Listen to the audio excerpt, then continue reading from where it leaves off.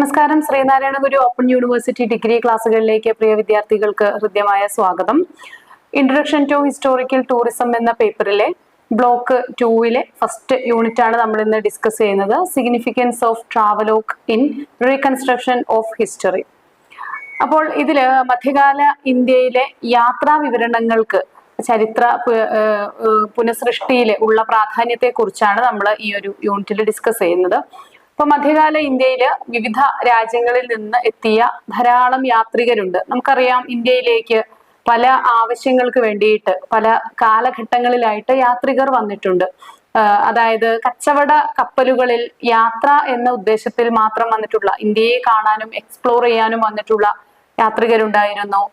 ഇവിടെ പഠന ഉദ്ദേശത്തോടു കൂടി വന്നിട്ടുള്ള ആളുകൾ ഉണ്ടായിരുന്നു. കച്ചവട താല്പര്യങ്ങളുമായിട്ട് വന്നിട്ടുള്ള ആളുകളൊക്കെ ഇവിടെ എത്തിയിട്ടുണ്ട്. അതിൽ പലരും ഈവൻ കച്ചവടക്കാരാണെങ്കിൽ പോലും അവരുടെ ആ ഒരു എസ്തെറ്റിക് സെൻസും അതുപോലെ അറിയാനുള്ള ആഗ്രഹവും ഒക്കെ വെച്ചിട്ട് അതൊക്കെ കുറിപ്പുകൾ തയ്യാറാക്കുന്ന രീതി അന്ന് നിലവിലുണ്ടായിരുന്നു.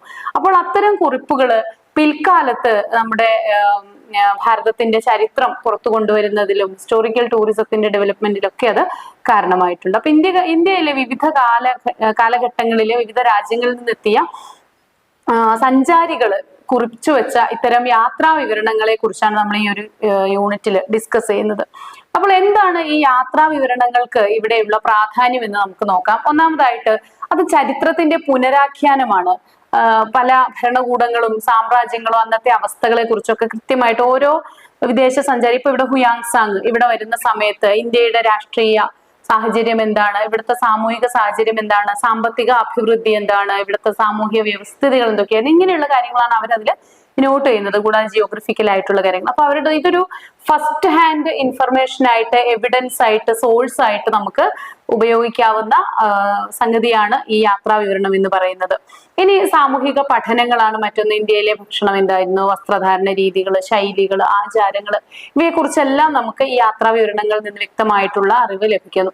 കൂടാതെ മറ്റൊന്നാണ് ഈ ആഗോള ബന്ധം. അതായത് ഇപ്പൊ ഇവിടെ ഇങ്ങോട്ടേക്ക് ഒരു മാഹുവാൻ വരുന്നു, അപ്പൊ ചൈനയുമായിട്ട് ഇവിടെ ബന്ധമുണ്ടായിരുന്നു. നിക്കോളോ കോണ്ടി വരുന്നു, ഇറ്റലിയുമായിട്ട് നമുക്കുള്ള ബന്ധം ഉണ്ടായിരുന്നു എന്ന് മനസ്സിലാക്കാനായിട്ട് പറ്റും.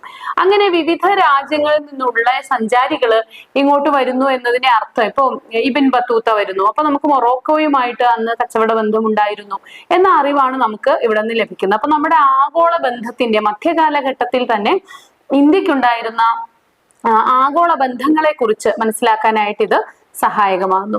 ഇനി മറ്റൊന്നാണ് വ്യാവസായികവും സാമ്പത്തികവും ഒക്കെ ആയിട്ടുള്ള വിവരങ്ങൾ. അന്നത്തെ വ്യാവസായിക പുരോഗതി അല്ലെങ്കിൽ വ്യാവസായികമായിട്ടുള്ള അവസ്ഥ എന്തായിരുന്നു എന്നതിനെ കുറിച്ചൊക്കെ നമുക്ക് കൃത്യമായിട്ടുള്ള വിവരങ്ങള്, സാങ്കേതിക വിദ്യ, ഇതിനെ കുറിച്ചൊക്കെ ധാരണ ഈ ഒരു യാത്രാ വിവരണങ്ങളിൽ നിന്ന് നമുക്ക് ലഭിക്കും. അപ്പൊ ലോകത്തിന്റെ വിവിധ ഭാഗങ്ങളിൽ ഉണ്ടായിട്ടുള്ള ആ കാലഘട്ടത്തിൽ ആർജിച്ച സാംസ്കാരികമായിട്ടും ഉള്ള പുരോഗതി, അതുപോലെ സാമ്പത്തിക പുരോഗതി, ഭരണകൂടങ്ങൾ എങ്ങനെയായിരുന്നു, ഇതിനെ കുറിച്ചൊക്കെ നമുക്ക് ധാരണ ലഭിക്കാൻ ഈ ഒരു യാത്രാ വിവരണങ്ങൾ നമുക്ക് സഹായകമാവുന്നുണ്ട്. ഇപ്പൊ ഈ കൂട്ടത്തില് മാർക്കോ പോളോയുടെ, ഇബിൻ ബത്തൂത്തയുടെ, ഹുയാങ്സാങ് ഇവരുടെയൊക്കെ യാത്രാ വിവരണങ്ങൾ ചരിത്ര പഠനത്തിന് വളരെയേറെ സഹായകമാണ്. ഇനി നമുക്ക് ട്രാവലോഗ്സ് ആൻഡ് പീരിയഡൈസേഷൻ എന്ന ഒരു പോയിന്റ് ആണ് ഇനി നമ്മൾ അടുത്തതായിട്ട് ഡിസ്കസ് ചെയ്യുന്നത്. അപ്പൊ ട്രാവലോഗുകൾ, യാത്രാ വിവരണങ്ങളും അതുപോലെ തന്നെ അതിന്റെ ഒരു പീരിയഡൈസേഷന് അതെങ്ങനെയാണ് സഹായകമാകുന്നതെന്ന് നോക്കാം. അപ്പൊ ഇത് നമുക്ക് നേരത്തെ പറഞ്ഞതുപോലെ ഒരു ഫസ്റ്റ് ഹാൻഡ് ഇൻഫർമേഷൻ ആണ് അല്ലെ. അവിടെ സഞ്ചരിക്കുന്ന ആള് നേരിട്ട് എഴുതുന്ന കുറിപ്പാണ്, കേട്ടുകേൾവിയൊന്നുമല്ല. അവിടെ പോയി കണ്ട് എഴുതുന്നതാണ്. ഒരു ഫസ്റ്റ് ഹാൻഡ് എക്സ്പീരിയൻസിൽ വെച്ചിട്ടാണ് ഇത് എഴുതുന്നത്. അപ്പോൾ ഈ ഒരു ഫസ്റ്റ് ഹാൻഡ് സോഴ്സ് എന്ന നിലയിൽ ട്രാവലോഗ് ഹിസ്റ്റോറിക്കൽ റീകൺസ്ട്രക്ഷന് വളരെയേറെ ഇമ്പോർട്ടൻ്റ് ആയിട്ടുള്ള ഒരു സോഴ്സാണ്, ഉപദാനമാണ്. ഓരോ പ്രദേശത്തിന്റെയും ജനജീവിതം, ഭൂമിശാസ്ത്രം, അവിടുത്തെ ഭരണപരമായിട്ടുള്ള കാര്യങ്ങൾ, ഇതിനെക്കുറിച്ചൊക്കെ നമുക്ക് വിശദമായിട്ടുള്ള വിവരങ്ങൾ ട്രാവലോഗുകളിൽ നിന്ന് ലഭിക്കുന്നുണ്ട്.